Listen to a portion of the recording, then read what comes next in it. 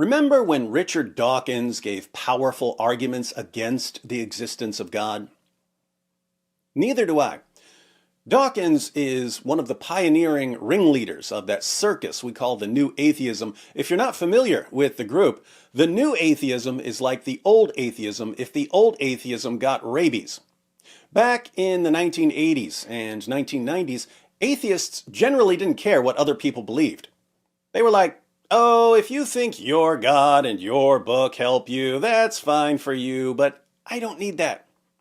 Then Richard Dawkins and Sam Harris and Christopher Hitchens came along and turned that cute little atheist puppy into Cujo.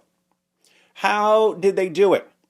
How did atheism go from Winnie the Pooh to Cocaine Bear almost overnight?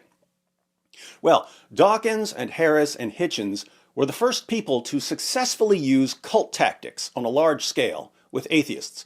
Turns out, if you want to mobilize and weaponize your listeners, arguments and evidence just aren't the way to go in the 21st century. Manipulating people into joining and expanding your group is massively more efficient and effective. Keep in mind, I'm not advocating manipulation and cult tactics. I'm simply describing the world we now live in. If you want a group that's going to march out into the world and mindlessly carry out your commands like drones, you need cult tactics. You instill in your followers an us versus everyone else mentality. It's us against the world. You give them an unmerited self-esteem boost just for being in your group. In this case, it's, oh, if you're part of our group, you're smart. If you're not part of our group, you're dumb. You stir up their emotions and give them a sense of urgency. Oh man, Christians are on the verge of forming a theocracy. If we don't stop this religion thing right now, we're all doomed. If you set up your group correctly, you can rely on peer pressure within the group to keep members in line. So if someone starts asking the wrong questions or doubting the group's doctrines, other members of the group will shame that person into conformity. The most crucial step for someone like Dawkins is convincing his followers to let him do their important thinking for them. If you run into a Dawkins drone on Twitter or in the comments section of YouTube, the Dawkins drone will tell you how stupid you are for believing in God. But if you start asking questions, you find out very quickly that the Dawkins drone has no clue what he's talking about. He doesn't know anything about biology or cosmology or history or philosophy or anything else that may be relevant to the discussion. In fact, there's a really good chance that the Dawkins drone, who's trying to convince you to become an atheist, can't even spell the word atheist. I don't have any actual statistics, but I would estimate, based on personal encounters online, that between 1/4 and 1/3 of Dawkins drones can't spell the word atheist. But that won't stop them from telling you how stupid you are for not mindlessly siding with Richard Dawkins, the Zuckerknight of atheism. Why are these Dawkins drones so confident that there's no evidence for the existence of God when they've clearly never examined the evidence for anything? Well, they really believe that their atheist heroes have carefully examined the evidence and concluded that the evidence is really, really bad. The vast majority of the new atheists that you'll encounter have never actually studied any of the arguments for theism. Instead, they have extremely devout, dare I say it, faith that their leaders have carefully thought through these issues for them. There's just one problem. The leaders of the new atheism haven't carefully considered the evidence and concluded that there's no evidence for the existence of God. They've done something far simpler and far more cult-like. They've constructed a methodology that is absolutely impervious to evidence. The actual evidence for God's existence is completely irrelevant to someone like Richard Dawkins, because he's using a methodology that makes his ideology immune to evidence. Let me guess. You Dawkins fans don't believe me, do you? Can't trust a theist. We're not in your group. We're all dumb. Can't trust an outsider. Well, let's turn to someone you can trust, Richard Dawkins. You don't want to go against him, do you? Of course not. Think about what it would do to your self-esteem if you got kicked out of your group and you didn't get to sit around all day telling everyone else how stupid they are. That would be as traumatic as an Andrew Tate fan suddenly realizing that telling women they're inferior won't actually get him a Bugatti. In the clips we're about to watch, Peter Boghossian is interviewing Richard Dawkins. Boghossian is the author of A Manual for Creating Atheists, so you know he's going to be nodding in agreement at everything Dawkins says. But after these two atheists agree with each other that there just aren't any good arguments for belief in God, Boghossian gets hypothetical. Suppose God did exist. What sort of evidence could God give Dawkins that could convince Dawkins to believe in God? Given that the host of arguments don't work, what would it take for you to believe in God? What would it take? And as we're about to see, they're talking about what it would take if theism were true. If God exists, how could he convince Richard Dawkins that he exists?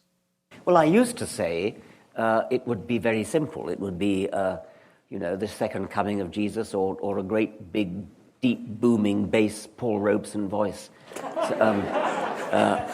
saying, I am God and I created. So he used to say that the second coming of Jesus or an audible voice from God would convince him. But then he realized that these things wouldn't convince him at all.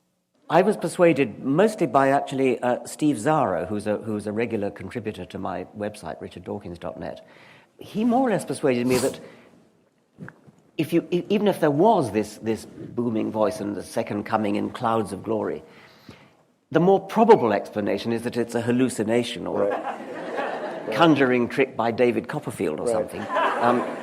Notice, if God did speak, and if Jesus did return, coming on the clouds of heaven, with legions of angels, Dawkins still wouldn't believe in God, because a more probable explanation to him would be that it's all a hallucination or a magic trick. But they're not finished. So if you walked out and there were these globes that were spinning around that said, I am God, believe in me, or the famous Krauss thing, you walk out into the sky and it spells out in the stars in different languages, I am God, believe in me. So now we walk outside and we see a message written in the stars. The stars have been rearranged so that they spell out, I am God, believe in me, in multiple languages. Surely that would convince these guys who always go where the evidence points, right? Well, again, the problem is it could be a delusion, but the other problem is you'd have to rule out alternative explanations. So there could be other explanations for why a message about God was written in the stars. You'd have to rule out alternative explanations, like the aliens. I mean, you'd have to... How could you rule out, there could be an alien trickster culture or something. We're going to get those little humans. Maybe powerful alien tricksters wrote the message in the stars as part of a cosmic prank. So Clarke's third law,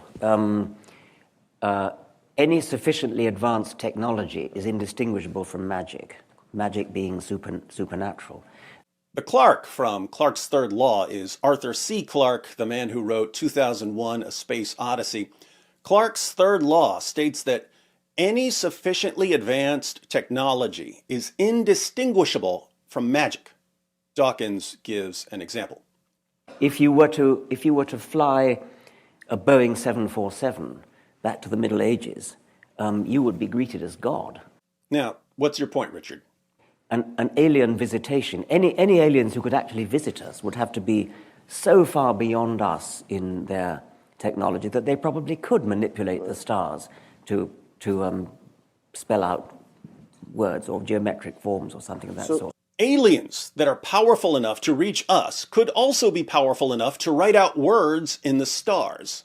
So, if we all walked outside one day and we read, I am God, believe in me, written in the stars in multiple languages, we should definitely not believe in God, because that message could have been written by alien tricksters.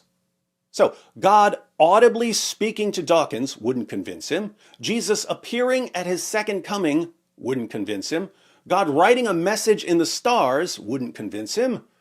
What would convince him? So that couldn't be enough. So what would persuade you? Well, I'm starting to think nothing would. Nothing would. Even if God showed up and started blasting people with lightning bolts, that still wouldn't convince Dawkins that God exists. And if you listen to the discussion, it sounds like Peter Boghossian agrees completely.